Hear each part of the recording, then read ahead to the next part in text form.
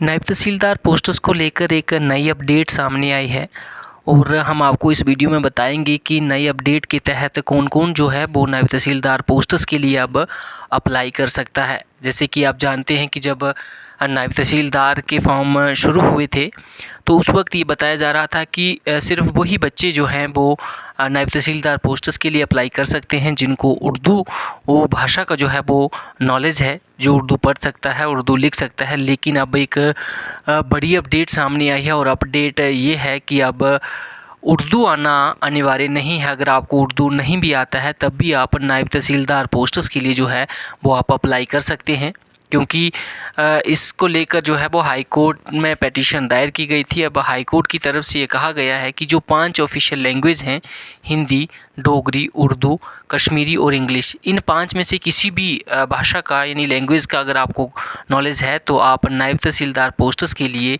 Apply कर सकते हैं। तो जिन भी कैंडिडेट्स ने अभी तक नायब तहसीलदार पोस्ट्स के लिए अप्लाई नहीं किया था सिर्फ इस वजह से कि उनको उर्दू नहीं आता है, अब वो एस्पिरेंट भी जो हैं वो अप्लाई कर सकते हैं। और हम आपको एक बात और बता दें कि आप जानते हैं जिस तरीके से जो ऑनलाइन एप्लीकेशन प्रोसेस जो 16 जून से चल रहा था और आज 15 जुलाई है, तो आज नायब तहसीलदार पोस्ट्स के लिए अप्लाई करने का जो है वो आखिरी दिन है।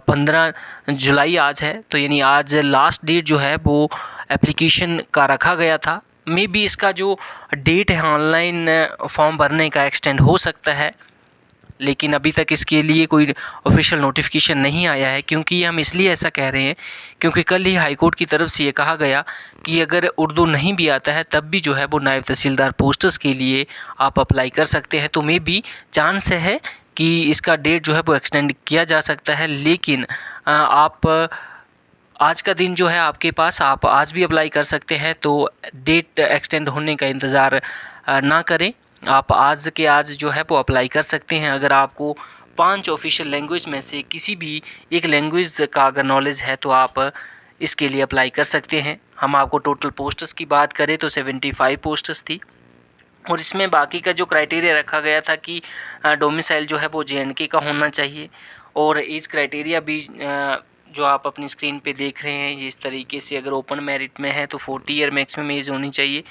SC ST है, ST1 ST2 है तो 43, RBA के लिए भी 43 थी और अगर एक्स सर्विसमैन है तो 48 जो ईयर एज थी वो उनके लिए रखी गई थी। एप्लीकेशन प्रोसेस की बात करें तो ऑनलाइन ही ये प्रोसेस जैसे चल रहा था वैसे ही चलेगा। आप ऑनलाइन ही इसके लिए अप्लाई कर सकते हैं। JKSSB की वेबसाइट पे जाके आप इसके लिए पहले रजिस्ट्रेशन कर सकते हैं और उसके बाद जो है वो आप फॉर्म जो है वो फिल कर सकते हैं।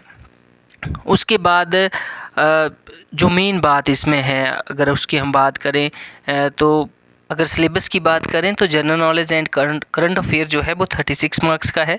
General knowledge with special reference to JNK UT 24 marks का।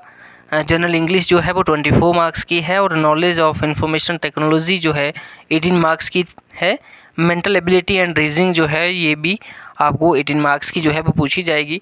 अब मेन बात जिसकी हम बात कर रहे थे वो पेपर 2 है। मे बी ये जो पेपर 2 के लिए यहाँ पे सिलेबस दिया गया था कि 50 मार्क्स का जो है वो पेपर होना था, ये सिर्फ क्वालिफाइंग नेचर पेपर था। मे बी अब ये जो पेपर है ये नहीं होगा, क्योंकि अब उर्दू को जो है वो एलिमिनेट कर दिया गया है, हटा दिया गया है, जो कंपलसरी बनाया गया था। अब उर्दू लैंग्वेज जो है वो कंपलसरी नहीं है। तो मे बी ये जो पेपर 2 है ये जितने भी एस्पिरेंट्स हैं नायब तहसीलदार पोस्ट्स के लिए, तो मे बी उन सभी एस्पिरेंट्स को ये पेपर जो है वो नहीं देना पड़ेगा। तो एक बार फिर से हम आपको बता दें कि जो लोग भी नायब तहसीलदार पोस्ट्स के लिए अप्लाई करना चाहते हैं तो वो आज उनके लिए आखिरी दिन है, वो अप्लाई कर सकते हैं। और एक और बात बता दें कि अब उर्दू जो है वो इसके लिए अनिवार्य नहीं की गई है। अगर आपको उर्दू नहीं भी आता है तब भी आप नायब तहसीलदार पोस्ट्स के लिए जो है वो अप्लाई कर सकते हैं।